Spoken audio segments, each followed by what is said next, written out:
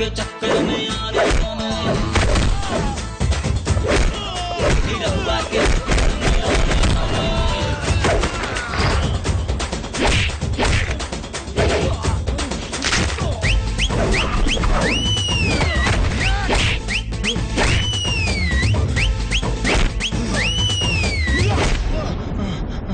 समझ में आयल क्या? महेंद्र के बहन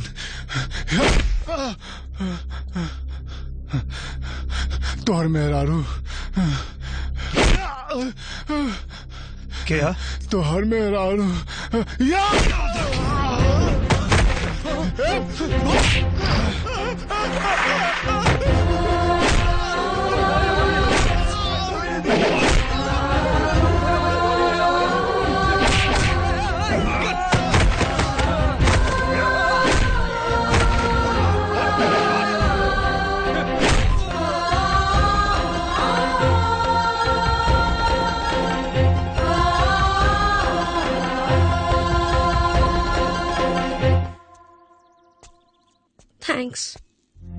थैंक्स के कोनो जरूरत नहीं है। पत्नी के रक्षा कईल पति के धर्म होला। तो हमरा के अपन पति माना या ना माना, हम तोरा के अपन पत्नी बना चुकल बानी और हमार पत्नी पे केहू बुरी नजर डाली तो करी है हाल करब। और तोहरा के अगर आपन इज्जत के ख्याल नहीं खे तो कम से कम हमारा इज्जत के ख्याल रखा। चल अब तोरा के घर छोड़ देता नहीं। महेंद्र, महेंद्र, अरे पानी सर से ऊपर। आवाज नीचे। बाहर निकल। हम बाहर बारा किला ये तो हम नहीं जाना, बाकी तो आनर जरूर हो गई बारा। अरे इतना सब कुछ हो गई और तोरा कुछ दिखाती के दे। शादी ब्याह कोनो गुड्डा गुड़िया का खेला का? जब जे चाहे केहू आके मांग भर दी। बेटा महेंद्र, हम तो कहतानी की राखी का ब्याह शंकर के साथ विधिवत कानूनी ढंग से कर दिया जाए ताकि दोबारा कोनो लफड़ा न होके। ए जी, हम चाहता नहीं।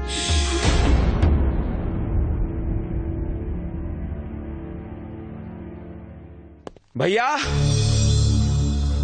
भैया, अब बहुत गड़बड़ हो गई भैया। वो विधायक प्रताप सिंह हुआ हमरा सामने से राखी के उठा के लेके गई बा। गधा, तोरा सामने से राखी के उठा के ले गई और तू यहाँ सूचना देवे आज बड़े? का करती भैया, ओकरा लगे 8-10 गो गुंडा रहे। भैया,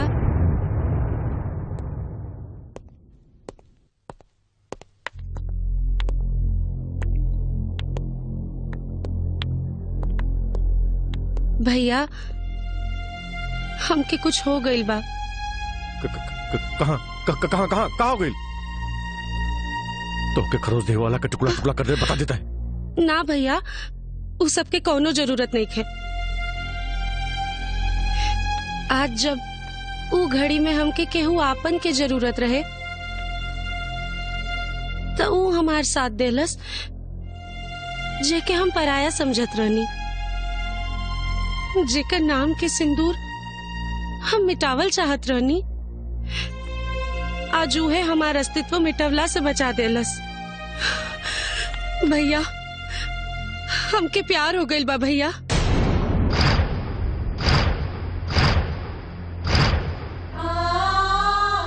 हमके निरूह से प्यार हो गइल बा भैया।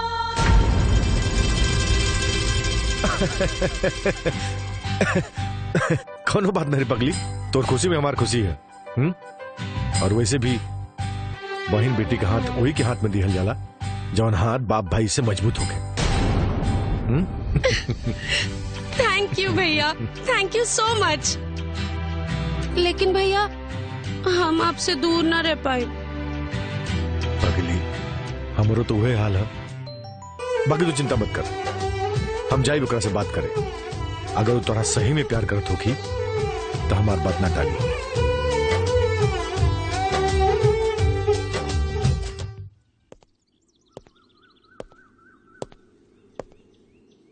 का भइल? अब 1 2 3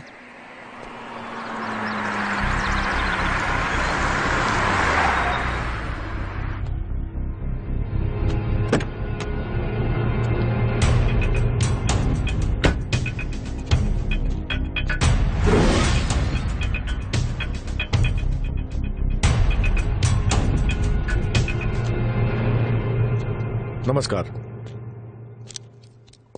लड़ाई झगड़ा जौन कुछ भी भइल ओकरा ला हम माफी चाहता नहीं। और वैसे भी कोनो लेकी की बियाह जिंदगी में एक बार होला जौन हमरा बहन के हो चुकल बा। घुमा फिरा के बात मत करी, सीधा मुद्दा पे आई।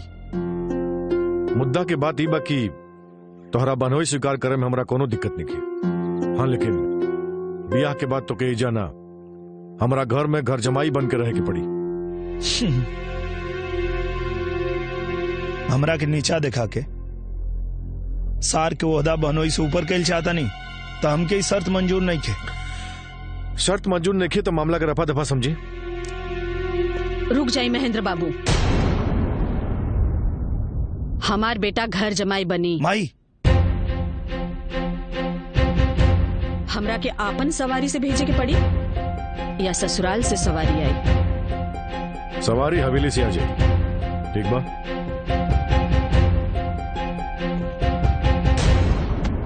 तो के का जरूरत रही कहे के कि हम घर जमाई बनब? हम घर जमाई बन जाए तो तोहार देखभाल के करी? बेटा, जे दूसर के देखभाल के जिम्मा उठावेला ओकर देखभाल भगवान करेला। भगवान भरोसे छोड़ के नहीं जा सकत हम। अरे महाराज, हम मर गए नहीं का? हम करब माई के देखभाल। ओकरे बाद जब तू भौजी के लेके आ जाइबा तब फिर भौजी करिए माई के देखभाल। बबुआ, ई महेंद्र बाबू जोन प्रॉपर्टी के मालिक बन के बैठल बाड़न ओकर असली हकदार हमार सहेली बिया जानकी, जौन आजी दौलत के चक्कर में कैद के जिंदगी जी रहल बिया। ई महेंद्र बाबू और ओकर परिवार हमार सहेली के बेटी के ऊपर ऐसा जादू चलेले बा कि हमार सहेली के बेटी अपन माई से ही नफरत करतिया। पर ये सब तोके कैसे पता? ई बहुत साल पहले के बात बा। हम अपन सहेली से मिले ओकर हवेली गैल रहनी। सुनी, हमरा के जानकी से मिले के बाद। यहाँ कोई जानकी न रहेली। और ये तू अंदर कैसे आ गईलू? गेट पर केहू ना रोकलस तोरा के का? जा जा यहाँ से। बाकी हमरा के कुछ समझ में नहीं ख्याल। तब हम देखनी कि हमार गांव के एगो आदमी वहाँ काम करेला और कुछ दिन बाद वो वहाँ से निकाल दिहल गए। हाँ रामू, बतावा। मालिक अभी दुनिया में नहीं खे। मालकिन के बहुत बुरा हाल बा। केहू के उनकरा से मिले नहीं खे देत। वही हमरा के ये सब बतेलस। हाँ ठीक बा, लेकिन हम का कर सकता नहीं? बहुत कुछ कर सकता नहीं। बबनी के बाबूजी ऐसा वसीयत बना के गईलन कि बबनी के हर चीज पर दामाद जी के रजामंदी चाहिए। और ओ दिन पार्टी में राउर तेवर देख के ऐसा लगा कि एक रउआ ही बानी जे जानकी माई के इंसाफ दिला सके नहीं। रउआ से हाथ जोड़ के विनती करता नहीं, कुछ दिन खातिर रउआ चली घर जमाई बन के।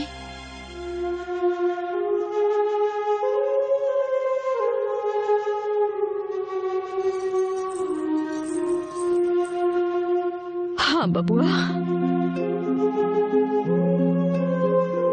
ठीक बा माई, अगर तोहार मर्जी बा तो हम बनब घर जमाई। तई तय रहल। शंकर जयन बहनोई के लिए आवे। अब बहनोई राजा घर पहुंची है कि ना एकर कोनो गारंटी नहीं खे। काहे कि जौना गड़िया में बहनोई राजा के बैठावे के बा वो गड़िया के तब ब्रेक फेल होई। बहनोई राजा के गाड़ी आगे आगे, हमार गाड़ी पीछे पीछे।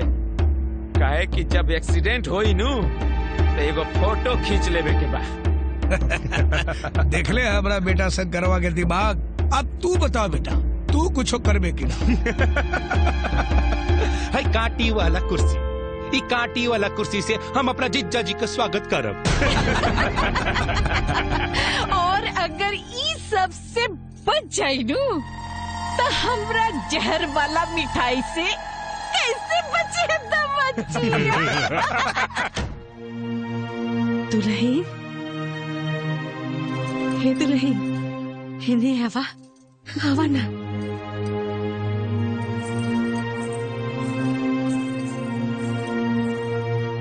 दामाद जी कहिया आवता रहे? वो अजुए ही आ रहल बड़े। अजुए? हाँ। दुल्हन कुछ पैसा दे देना, खाली हाथ दामाद जी के कैसे देखो। ठीक बा माई देता नहीं। ठीक बा ना? जा, जा।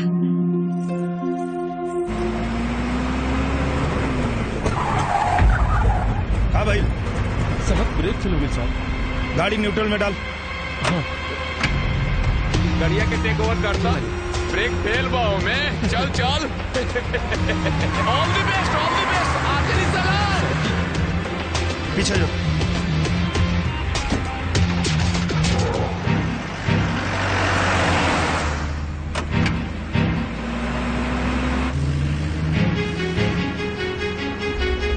भगवान के याद को ले। याद कर लेते हूँ, भगवान के याद कर ले। ब्रेक नहीं खे। हाँ हमार ब्रेक लागत नहीं क्या और तू ब्रेक मार पाइबे ना। चल भाग। पता न का हंस के बोलत रहे। हमार गर्लफ्रेंड पे लाइन मारा था, हम बर्दाश्त कर ले। अब आई लूट पहाड़ के नीचे। अब हाथ जोड़ के भगवान भगवान करत रही, लेकिन कुछ ना हुई। गईल भैंस पानी में।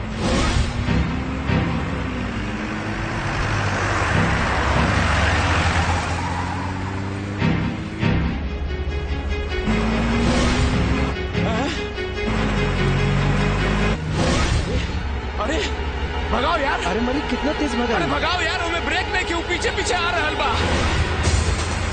भगाओ भगाओ भगाओ। अब भगाओ जल्दी, जान मार दी हमरा के।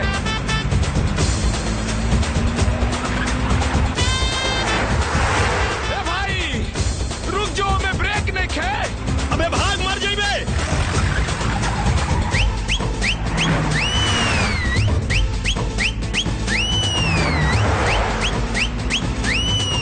अरे माफ कर दे भाई, अरे गलती हो गई गलती।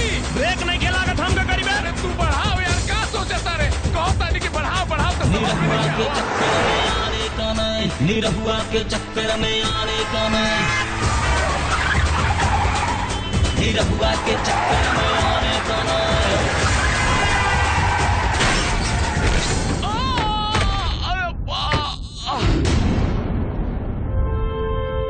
अरे आराम से।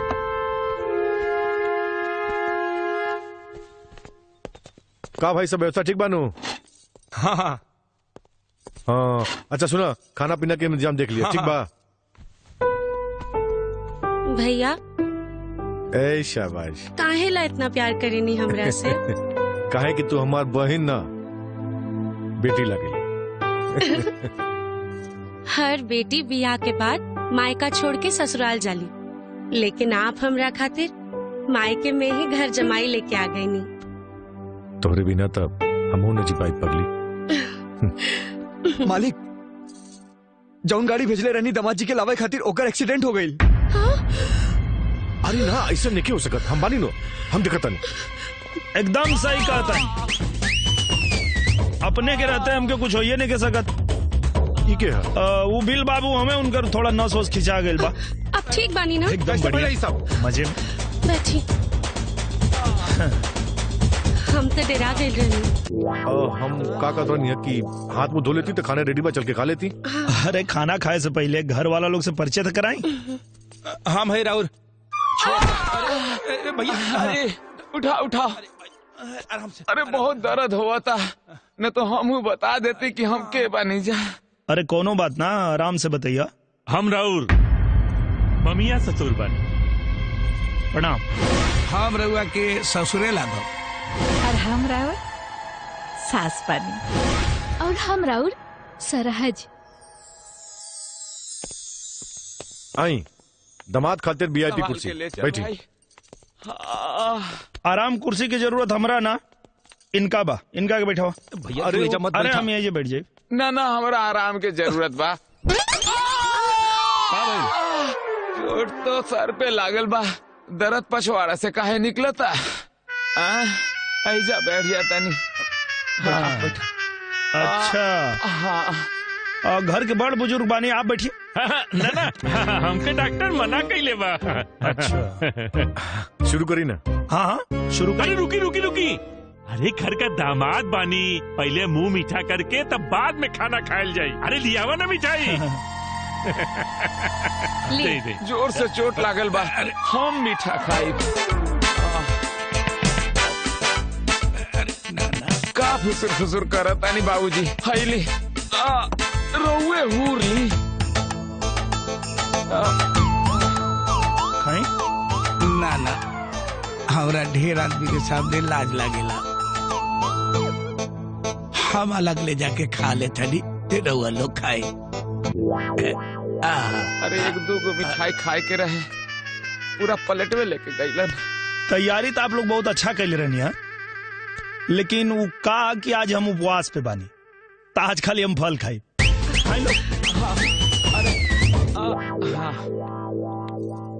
बहन तो से कुछ बात करे के रहे, लेकिन पता ना कैसे। बताई ना भैया, का बात है? बेटा तोहरा कुंडली में लिखल बा कि ब्याह के बाद 6 महीना तक तू अपना पति के साथ ना रह सकेलो। का है? अब कुंडली के ग्रह दोष के हिसाब से साथ में रहला पर पति की मौत भी हो सकेला। अगर ऐसन बात बा भैया, तो अपने सुहाग के रक्षा खातिर 6 महीना तक हम साल भर उनके अपना से दूर रखे।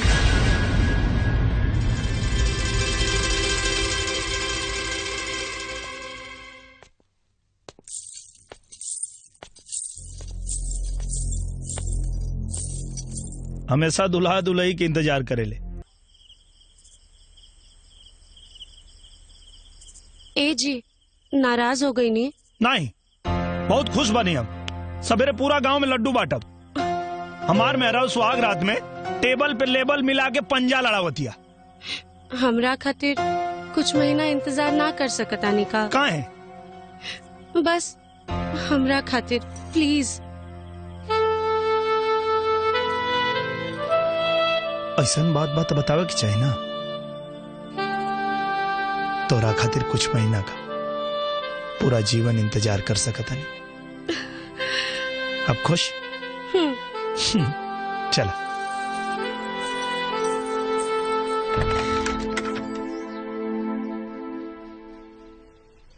बेटा